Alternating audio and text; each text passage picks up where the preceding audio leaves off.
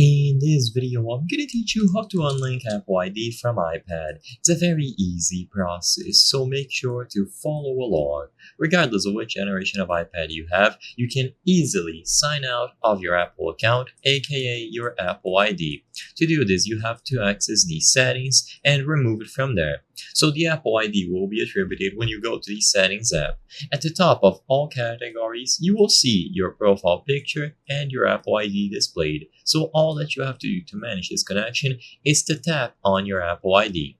Once again, you will see your profile picture, the name, and even an email address displayed. At the bottom, you will find the option to sign out. So if all you want to do is unlink this particular Apple ID from your iPad, tap Sign Out. Tap it again to confirm, and once you have completed all of the steps, your Apple ID will be unlinked from your iPad. Now you will be given the option to sign into a different Apple ID or to set up the iPad without an Apple ID if you intend on selling it, giving it away, passing it on to someone else, etc.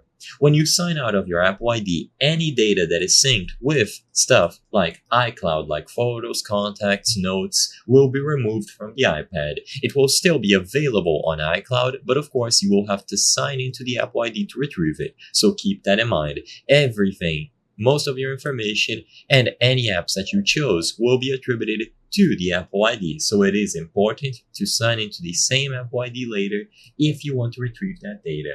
But unlinking it is as simple as choosing the Sign Out button that you see here, and it is going to be properly unlinked from this iPad. After you restart it, then it will give you the prompt to sign into a new Apple ID, and you can choose to do whatever you prefer.